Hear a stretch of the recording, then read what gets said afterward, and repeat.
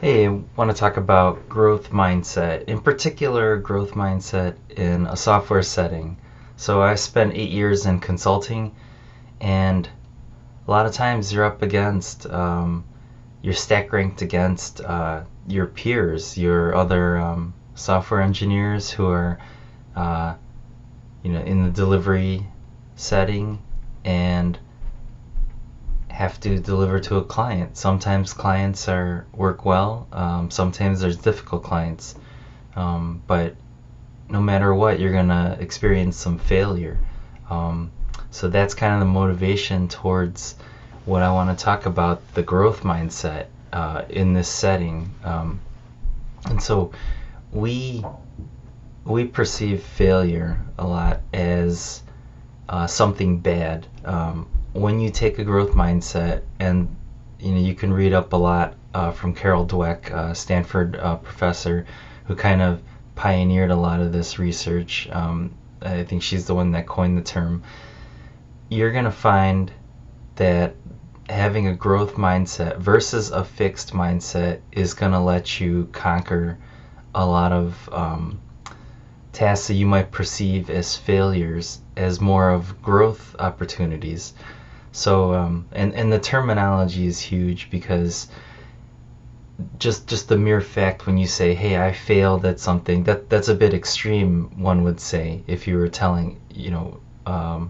voicing that to someone else, saying, "How did I do? Did I fail at this?" That's a little extreme. Is what you might hear. So really, what it is you could improve in these areas, and those types of words are really powerful in you being able to get back up. Some people take failure pretty hard, and again, the word is hard to use. It's not really something that, it's more of just a growth opportunity. We're always out there, we're honing our skills, we're training. Even all these client experiences or projects or your own pet projects, they're all training until you get to the test. And the test is to see how well you're doing. So you're constantly growing, and you're going to test yourself in the client setting. And still, if you don't do as well, you're still going to keep growing as long as you have a growth mindset. If you have a fixed mindset, of course, I'm going to come off opinionated here. You have that fixed mindset, you're going to not go and learn those other technologies. You're going to say, in a consulting setting, because I have experience in there, is you're going to come in, you're going to say, here are the qualifications for this thing. We need a senior engineer who has 5 years of .NET experience, and this. Say you only have 2 years of experience.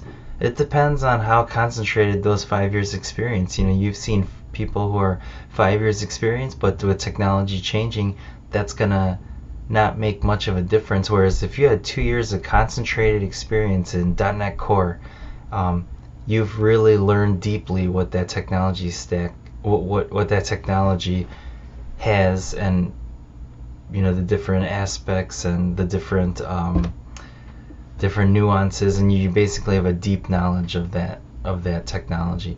So those 5 years may not be more than your 2 years. It depends on how well you worked in there. Just because you're hanging around .NET for 5 years doesn't mean you're an expert of 5 years of experience, that type of deep knowledge. So that's a big difference. Anyway, you have the descriptions that are, could be daunting to you to apply even within, and then you feel maybe I have to learn this stuff very quickly or skill up or have that 5 years experience, then I can apply it to this type of position. That's not necessarily true if you have a growth mindset. You have a fixed mindset, you're going to maybe limit yourself.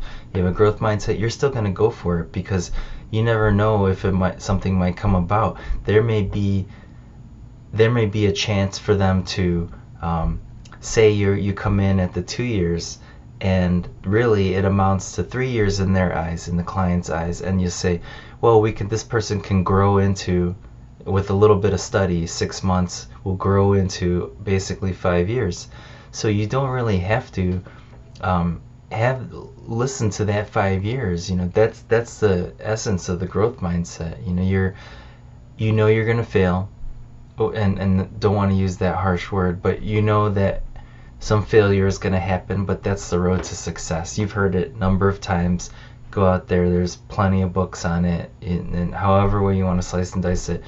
But the way that you perceive it, if you perceive the failure as just a stepping stone towards success, and I know it's cliche, but if you really embrace that, if you let it resonate and say, I can't wait to fail today, in a sense that I can't wait to fail quickly so I can get more knowledge and get that much closer to the next level of my training, in this case software. Now that's how fast I'm going to get to be able to take on this other type of role. Doesn't matter if it's a senior, whatever title, or don't pay attention to the titles. Pay attention to the ability to if you're able to get that, take on that type of task. And it wouldn't be an easy thing. You know, you come into a very challenging role, but you have a growth mindset, they take a chance on you. You know, you're going to have that every day. But as long as you're consistent in your mindset and, you know, your game doesn't go to hell or anything, you're able to stay focused on having a growth mindset, you're going to get those skills. And you just be confident in having those skills. I think a few things that the growth mindset's going to let you gain is, you know, lets you learn the technologies.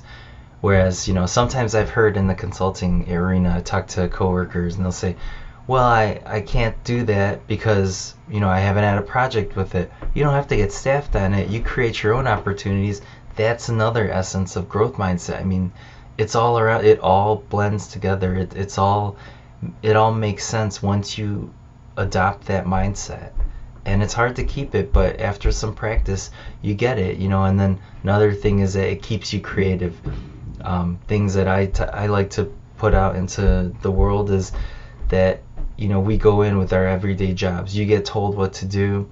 You know, you might ask some expert on how to do it because this software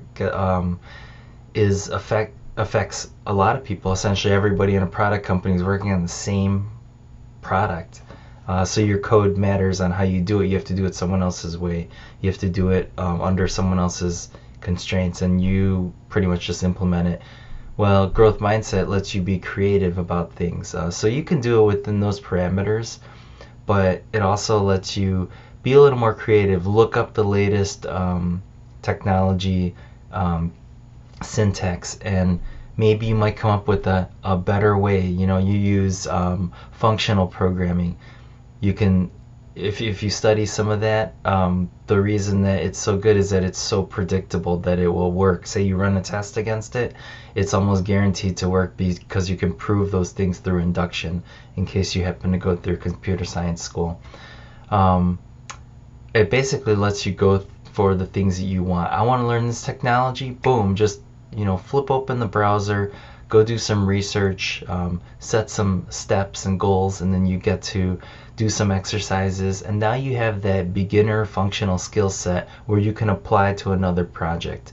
And that's all you really need. You know, you can't really apply it to the project until you get onto it, but now you have a working knowledge of how it is. You can get a deeper understanding of that tech stack, and then when you go on, you'll have all these tools and this comfort that you'll be able to apply to the project. Maybe bring architectural value to it, and really just bring a different aspect to the project. But when you have that growth mindset, it basically lets you get started.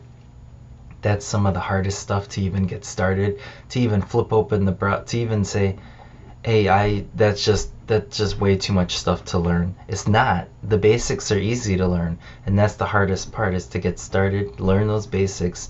Then you can go on to something deeper, like, you know, crave tackling a harder problem once you have those fundamentals and basics. That's the growth mindset. And then at the end, just at the very end, if you're a true software engineer, if you love this stuff, you know, sometimes people get burned out after 10 years of the same thing because there's, you know, maybe no creativity or different things. Growth mindset might be gone at times, and things might come in ebbs and flows. Sorry for all the cliches, but just remember that you get to code every day. Doesn't matter if you're a senior engineer and you have imposter syndrome, and you go and you for some reason you just you just forget everything. And then now you're saying, wow, I'm a junior engineer. I'm not even a junior engineer. It's like, no, growth mindset will always keep you afloat, keep you above. Everyone has bad days. And so, you should be able to do that stuff, but we all have bad days. And if you approach it with a growth mindset, sometimes there's a step backwards, but you're always going to be moving forward because now there's another part that you've strengthened, your growth, that you're always interested in being creative. So when you remember that you get to code every day and have that growth mindset, I think you're going to come out on top. You're always going to be able to get back up. It does take practice, but let me know let me know what you think of this. There was something really deep to me when I found it with Carol Dweck. Go out there and YouTube some videos. Just look at what she has to offer, and then if you're really interested, grab that book, read about it, let it resonate in your head, and try to take that mindset. If it doesn't work, it doesn't work. Then that's just. I'm not saying that the fixed mindset is bad. It's just that you might gain more with a growth mindset, and you might not beat yourself up as much with a growth mindset. So I love topics like this. So remember to subscribe if you haven't already. I'm just putting out knowledge, always paying it forward, putting out knowledge, the things I learned that resonate with me. So catch you next time.